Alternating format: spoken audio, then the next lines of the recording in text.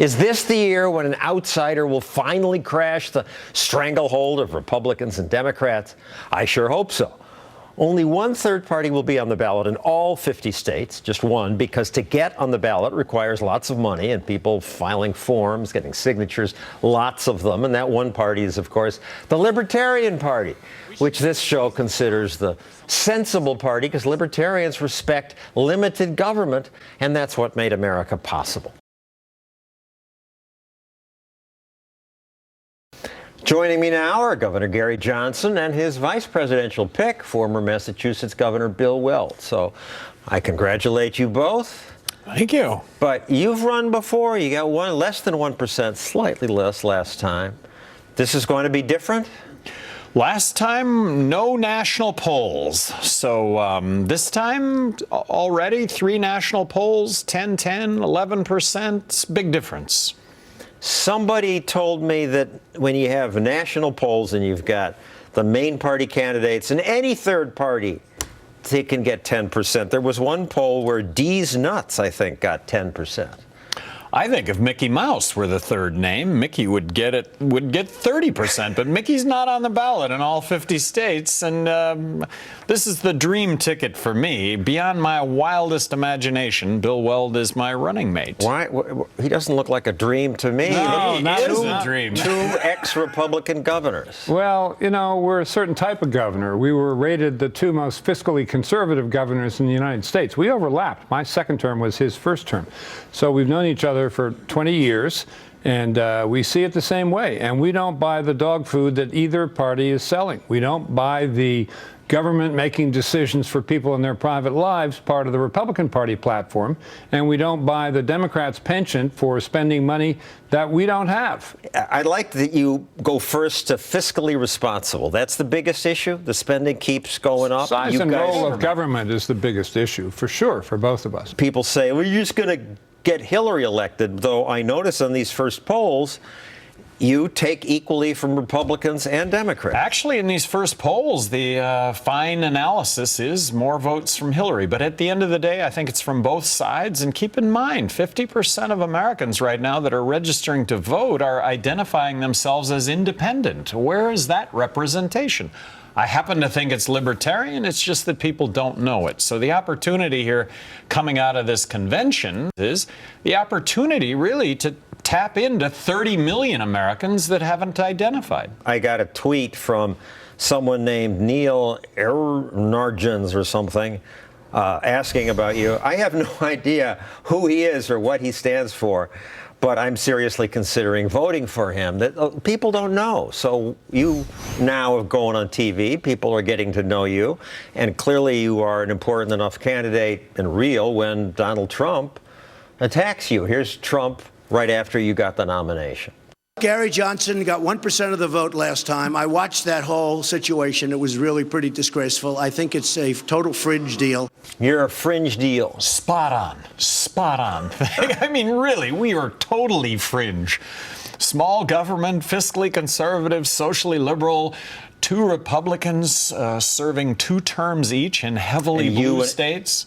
Blue states, both of you. It's blue state. In other words, in terms of positions, we're absolutely smack in the middle, and neither other party is. The Republicans are way off to the right on social issues, in my opinion. The Dems are way off to the left on spending and fiscal responsibility, in my opinion. That puts us in the middle. The people in the middle are not a fringe candidate, with deepest respect. So Key is explaining this to people. Key would be getting in on the debates. Right. Key is being in the polls that determines who are in the debates. Although my name has appeared in 3 polls, there have been another 40 polls since where our names have not appeared. TV debates obviously would be big. People at the convention were excited that it might happen. Once we hit 15%, we're on the national debate stage. That's crazy. That sparks some movements. 15%. Meaning? You know, I'm not willing to concede that because the Commission on Presidential Debates says it likes the figure 15%, that came down from Holy Mount somewhere. It's the rule. They made an agreement with the parties. With the parties, yeah. Republicans and Democrats. Okay, well, agreements can be made, and they could be unmade either by a court or by the force of popular opinion.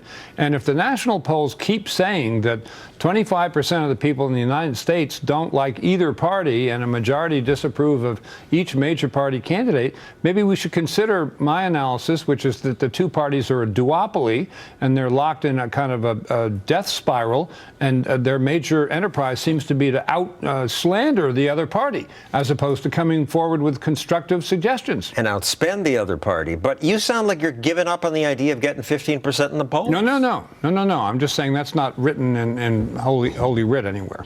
As at the Libertarian Convention, lots of Democrats, lots of delegates told us that they thought you could win over Bernie Sanders Democrats. Here's one.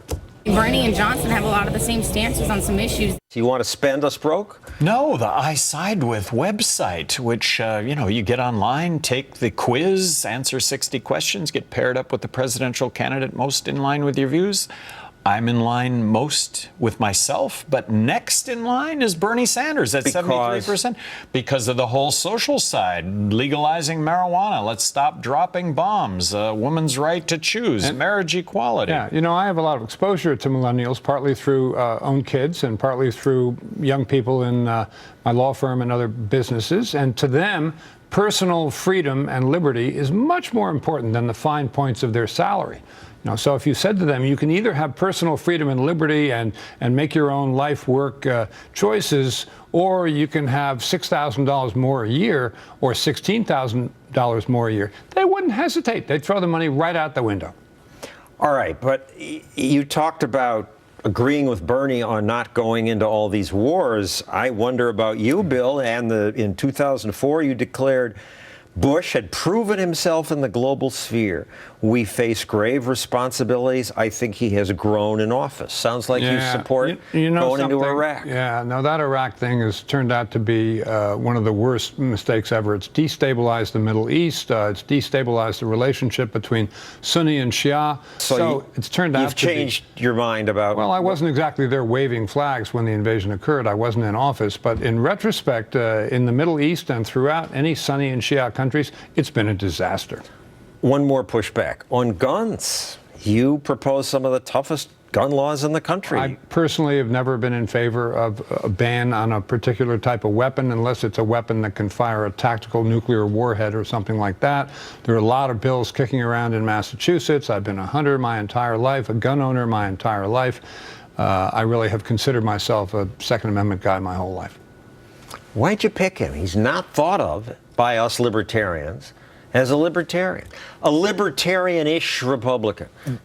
Bill Weld, for me, has been a role model from day one. Bill Weld got the A from Cato Institute. Bill Weld was declared the fiscally most conservative governor in the country, a title that I later was able to attain after he left office. First day in office, Bill Weld furloughs 8,000 employees. Really? This guy. 9% of the state workforce. How'd you pick them? Huh? No, they were up for furlough, and they never came back, and I never received a single postcard about where are those essential 8,000 employees that you furloughed on day one. I had to cut the budget 14% my first 2 months. Piece o' cake. Let me remind you, Jesse Helms denied him the ambassadorship to Mexico because he was pro-gay, pro-choice, and pro-medical marijuana at a time nobody else was talking about this stuff. So that was me on trial when they put him on trial. And what's my eventual outcome going to be with the Republican Party? Well, at some point, I'm going to have to pull the plug because I'm just tired of defending this social dogma that most people have no appetite for whatsoever. All right, you mentioned medical marijuana. You're for legalizing recreational use. You have come around to that? Sure. Other drugs? I'm not advocating the legalization of other drugs, but if we legalized all drugs tomorrow, the world would be a better place.